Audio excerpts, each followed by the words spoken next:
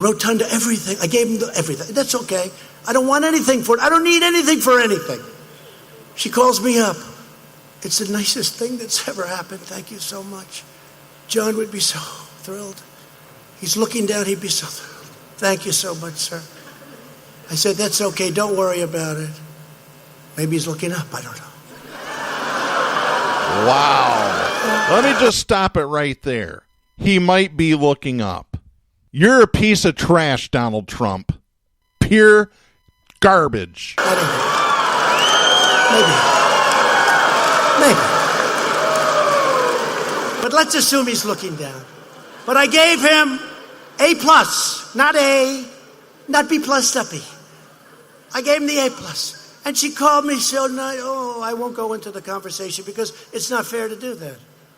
But all I want to say is, let's put it this way. It was the most profuse thank you that you could ever get. On a scale of 0 to 10, it was a 10. Okay, so that was, February or something. Now they talk about this phony impeachment.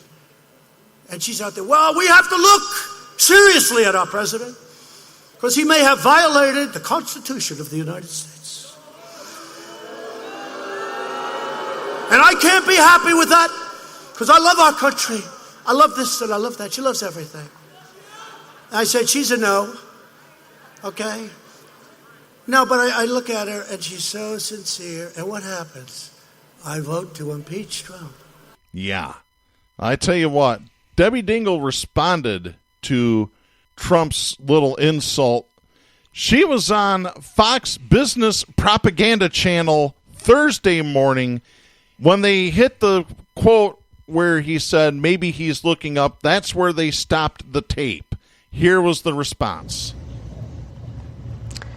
You responded to the president. You tweeted out this, Congresswoman, Mr. President, let's set politics aside. My husband earned all his accolades after a lifetime of service. I'm preparing for the first holiday season without the man I love. You brought me down in a way you can never imagine, and your hurtful words just made my healing much harder. Congresswoman, I'm sorry about this that happened last night. This was completely, I don't know why it was so unnecessary. How are you feeling? Well, I'm back doing my job because that's what I've got to do. So yesterday was a very difficult day for this democracy. And I think we know that. And I think Kevin and I both know that we've got to bring our house together. And we got to keep working on the issues that he talked about. So I think it was just a hurtful shot. By the way, my husband earned those accolades. He was buried at Arlington Cemetery because he's a World War II veteran, longest serving member in the Congress. He was not laid to rest in the rotunda. And the president isn't the one that does that. It's the speaker and the majority leader. And I didn't want to do anything out of the ordinary. I just wanted my husband to be with his friends. So I'm doing what he would tell me to do, which is to work with my colleagues on the other side of the aisle.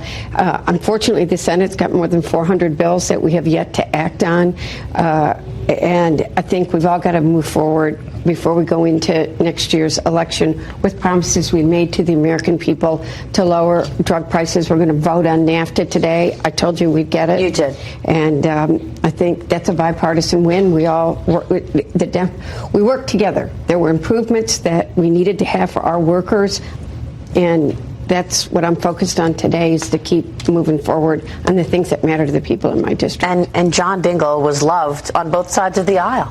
Yeah. Well, Trump's only loved on one side of the aisle. I just got to ask you, Darren, is there ever a moment when the disgusting words and actions of this human being affect the hardcore Republican? You know, you saw him make fun of the crippled person. Mm-hmm. And I thought, he's got to take a hit on this. Yeah. Then he gets the tape from Bush. Yeah. Where you move in on him, you grab him by the you-know-what.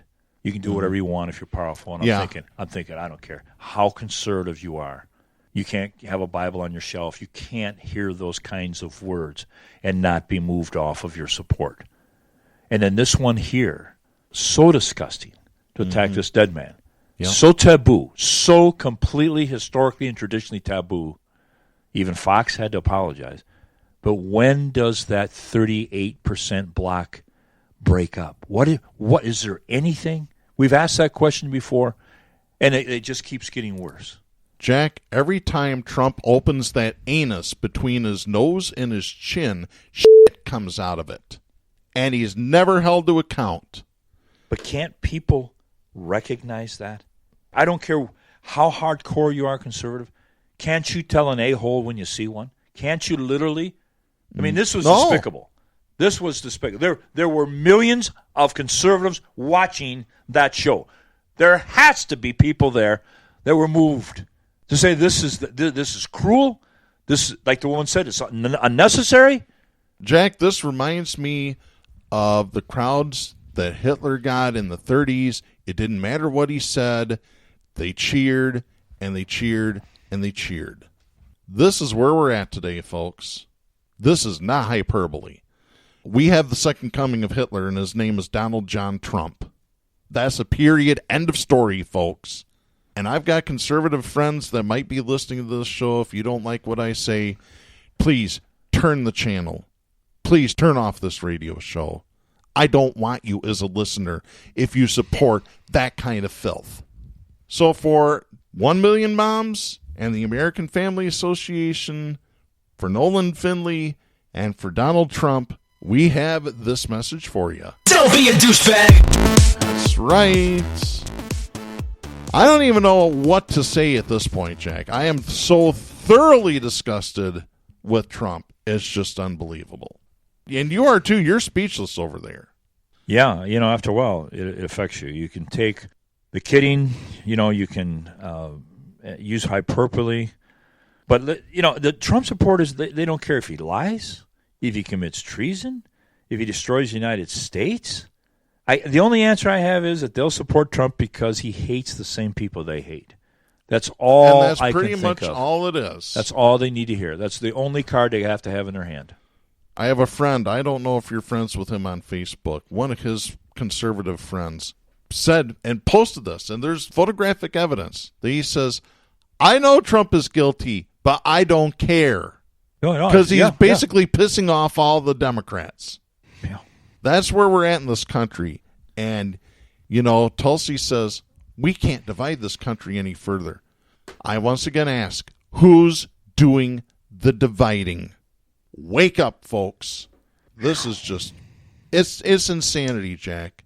They can say, oh, well, you shouldn't use that word. There's people that are suffering from mental illness. Yeah, I'm one of them. I have 4 diagnosed mental illnesses. I have the right to say what I just did. So if you don't like it, like I said, well, I might have to put that avatar back on my Facebook. You have 2 choices. Drop dead or blow me. I guess we're tired. Yeah. It's weakening. I swear, I believe the tide is turning. I see the military now. Numbers are down. Support for Trump. Mm-hmm. That's encouraging. I see a billboard in Times Square paid for by Republicans that says, let's get these people who Trump is blocking from testifying. Let's get the truth out. So, it is possible. There's enough human fiber left in these red-hatted MAGA guys. Because if the Republicans in the Senate don't turn somehow, either out of fear, maybe principle, is it too much to ask? If they don't turn, we're pissing in the wind. Yep, absolutely. I want to move on real quickly because we're starting to run low on time here. I have an establishment hack that I want to kick, and it's one of your favorite targets, Jack. Pete Buttigieg. Oh. This was a set of tweets that were posted to Twitter on December 9th by a guy named Wendell Potter. He is a former health insurance executive. I believe he used to work for Cigna. Posted this. This is when the controversy first came out about what kind of work was Pete Buttigieg doing when he was working for McKinsey. So Wendell Potter wrote this. As a former corporate exec who worked with McKinsey, I may be able to shed light on one of Pete Buttigieg's unnamed McKinsey clients and why it's very significant in this campaign. Note, I have not endorsed anyone in this race, nor do I intend to. When I was a health insurance executive, my CFO, Chief Financial Officer, had McKinsey on retainer Every year or so, especially when one division or another wasn't making enough profit, McKinsey would be brought in to assess current operations. Those of us who knew about McKinsey's involvement in our insurance corporation knew it would lead to cost cutting. That's consultant talk for laying off workers, offshoring, and hiking rates. The McKinsey efforts would have code names because it had to be kept secret. Now, what does this have to do with Pete Buttigieg? In his description of his McKinsey work, he says he worked in Michigan at a health insurance provider performing analytical work, identifying savings in administration and overhead costs. To an old health insurance exec, those are code words that translate roughly to cutting costs through layoffs, restructuring, and potentially denying health coverage to those in need. Important, you'll notice Pete Buttigieg describes his McKinsey insurance client as a nonprofit insurer. So that means it was a different kind of company, right? No. Nonprofit insurers behave just like for-profits. In fact, you might not be able to tell them apart. Blue Cross Blue Shield of Michigan is a nonprofit health insurer that fits the description of the Pete Buttigieg client. Its financials in 2007 were not great, which is when execs call in firms like McKinsey to come up with tactics to right the ship. And then he posts an article, a link to an article at Cranes Detroit, and he said, based on this article below, Blue Cross Blue Shield laid off hundreds of people and increased premiums dramatically not long after. Those premium increases likely led to a lot of people losing their insurance. And then he posted another one as a link to the state of Michigan, a report from the Attorney General's office in 2007. The title of the report, Profits Over People, the Drive to Privatize and Destroy the Social Mission of Blue Cross and Blue Shield. If it wasn't Blue Cross, it would have to be another big insurer to be able to afford McKinsey. By the way, he says that the company that he worked for paid McKinsey $50,000 a month for retainer services. That's about $600,000 a year. Yep. Well, it came out that this guy was correct.